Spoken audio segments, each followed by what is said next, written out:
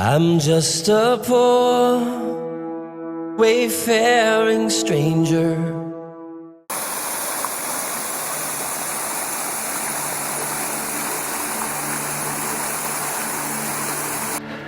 Page Bank Bridge opened by the Right Honourable Tony Blair MP. That was before he was a Prime Minister. Yeah, it was 97, wasn't it? So he opened that bridge. Back on the Weardale Way again, and starting off at Page Bank where we left off last time. And open behind those trees is Whitworth Hall, which was the home of Bobby Shafto. And while this bridge was opened by Tony Blair, he later became the leader of the Labour Party. Bobby Shafto was a Tory MP. Whitworth Hall was the seat of the Shafto family and the former home of Bobby Shafto of the nursery rhyme fame. The original hall was destroyed in 1845 and the current hall was built in the 1900s, and it's now a hotel.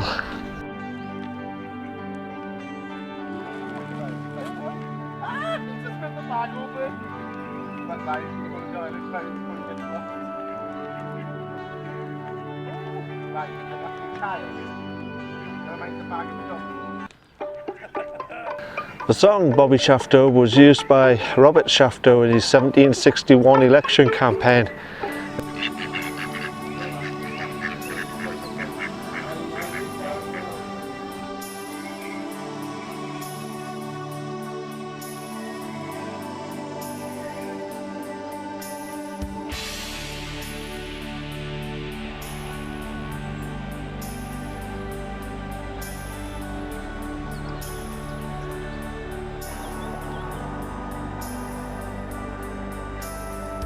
Behind me is Croxdale Viaduct. It was built in 1822. It was designed by Thomas Harrison.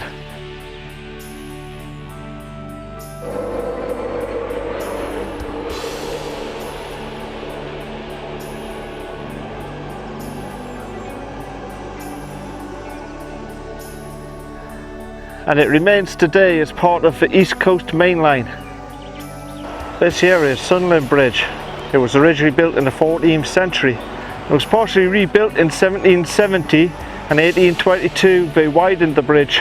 It originally hosted the Great North Road, which today we know as the A1.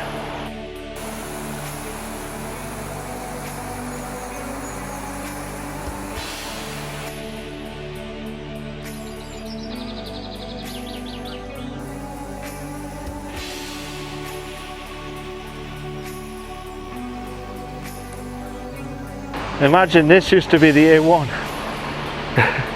Imagine big trucks going across this today.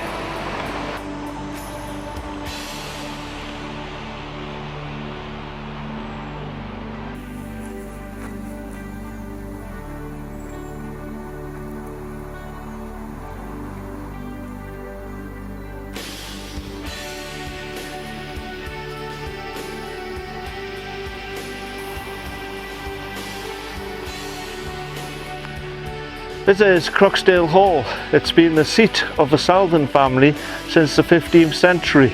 The current building dates from the 17th century, but alterations were made in 1760 and again in 1807, and it remains a private residence.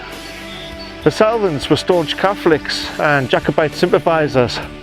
However, in the 1715 uprising, Gerard Salvin was 61 years old and was too old to partake in the rebellion.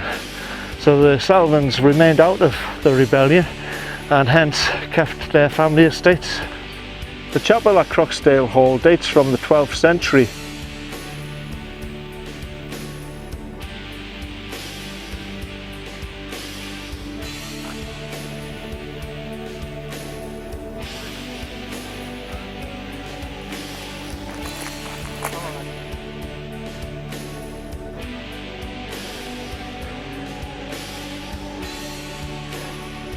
They must have seen the last video and expected us coming. Can we burner. We have found the witch, may we burn her? We didn't burn him! This here I think is Hyde Butterby Farm, in which case we've actually nearly finished the walk. It feels like we just started like an hour ago.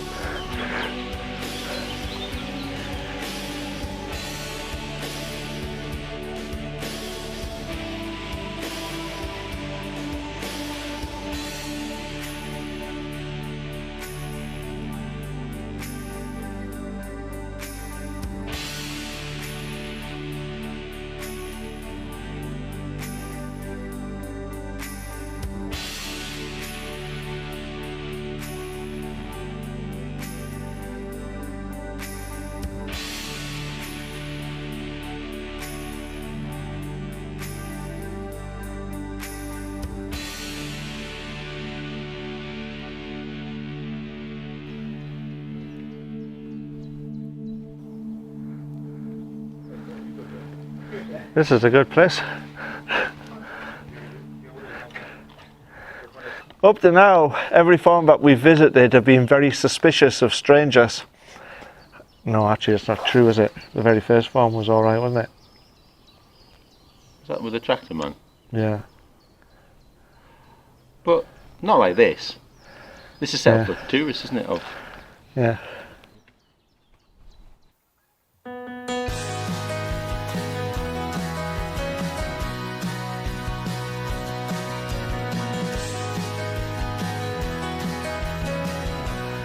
It's red hot weather today. Really, really hot. That's the only difficulty of this walk, actually, is just the heat.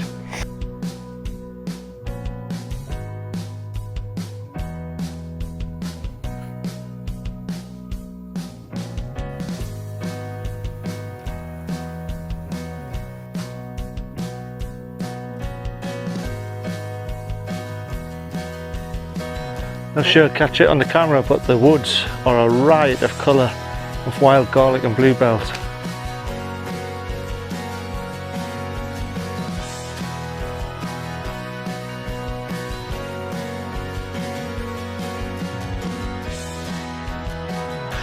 It's a shame the camera can't capture smell. The smell of the wild flowers is overwhelming the senses. At least if you got hay fever, it is. This here is Shincliffe Hall. Unfortunately, I don't have any information on it, so if I find something, I'll put it down below.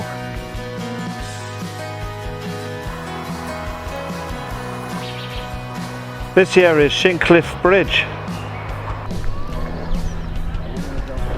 These trees that look like something out of Totoro is Maiden Castle, and hidden underneath those trees is a Bronze Age fort.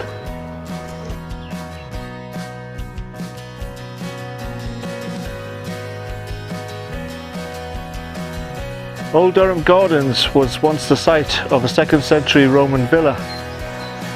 It was once believed that it was the most northerly villa in Britain. The current gardens were completed in the 17th century and have been maintained in that style.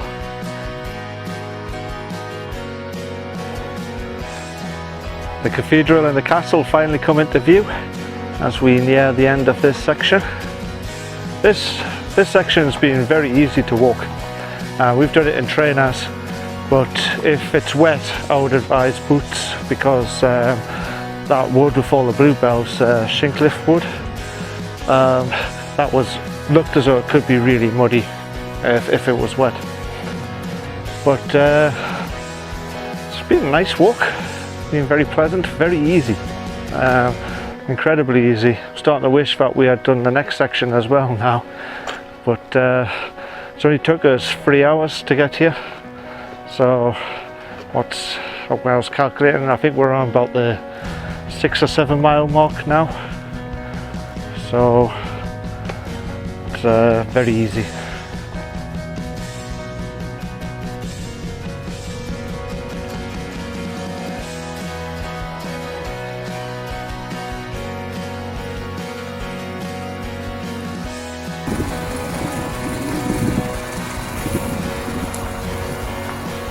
There he is, the Northern Wayfarer. His true identity.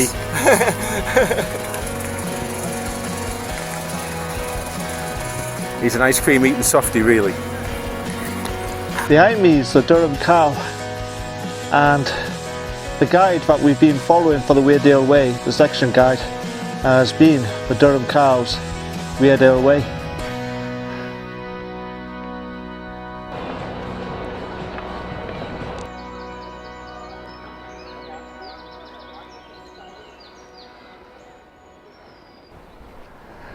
That ends section 10 of the Weardale Way, and we're now in Durham, and we'll pick up the next section from this bridge.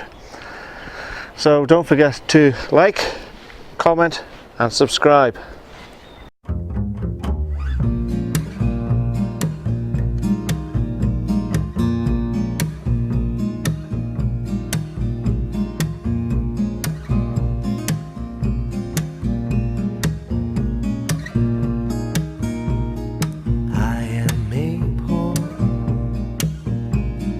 Wayfaring stranger.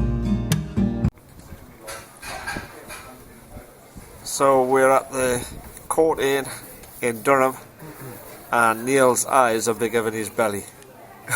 They're not. It's just we haven't seen the pub like all the way along the Weardale Way, so I've gone all out today and going to do it all in one. I'm going to enjoy watching this. And he did it. So how was that, Neil? Piece of cake.